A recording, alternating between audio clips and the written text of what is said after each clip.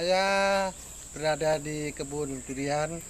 Saya Mediono, seorang petani bersama Saya Dwi Dali Mulyanto, petani durian sama. Saya dulu seorang karyawan dan sekarang saya banting setir untuk menekuni bidang perkebunan. Nah, kebun atau orang tani atau orang bilang agribisnis bukan merupakan pekerjaan yang harus dipandang sebelah mata. Prospeknya sangat luar biasa. Kenapa?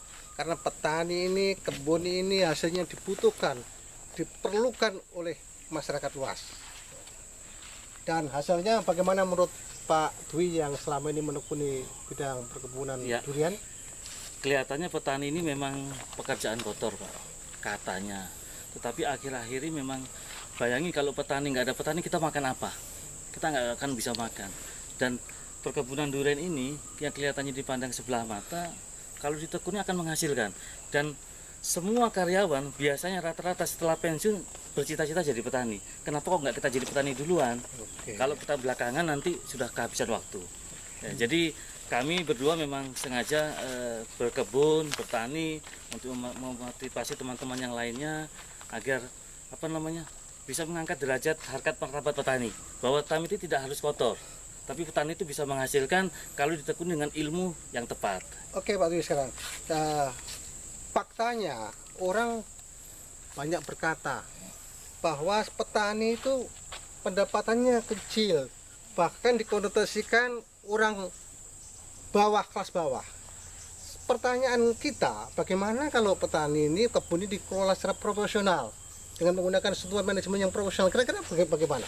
Sangat baik, Pak. Bayangin, Pak, ya, pohon yang di belakang kita ini kalau menghasilkan sekitar 40 buah itu kayaknya masuk akal nggak? Sangat masuk akal.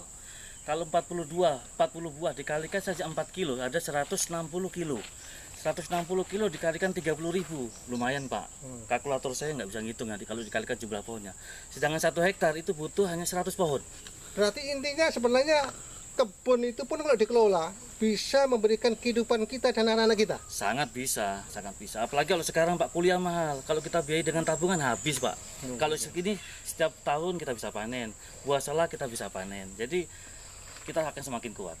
Saya terasumsi bahwa kalau di Kalimantan ini banyak lahan yang luas, kalau itu diberdayakan kebun-kebun seperti durian dan lain-lain, maka ada pergerakan ekonomi yang luar biasa di petani-petani. Kira-kira bagaimana menurut pandangan Pak Dwi? Jadi kalau saya lihat, kalau memang pemerintah kita konsen di dunia pertanian, nggak ada lahan tidur, Pak. Jadi kalau memang pemerintah konsen, diberdayakan semua orang dididik untuk bertani dan berkebun dengan cara-cara yang benar, insya Allah hasilnya pasti bagus. Artinya agribisnis ini bisa menjadi salah satu gerbong untuk mendorong lokomotif ekonomi kita. Sangat, Pak. Sehingga ekonomi sektor-sektor lain bisa tumbuh. Ya, sangat. Jadi kita nggak usah mengharapkan durian dari Sulawesi, dari Jawa. Kita sudah produksi sendiri, otomatis kita bisa menekan harga. Seperti itu. Oke, itulah teman-teman dialog kita, obrolan kita dengan Pak Dwi tentang agribisnis khususnya durian.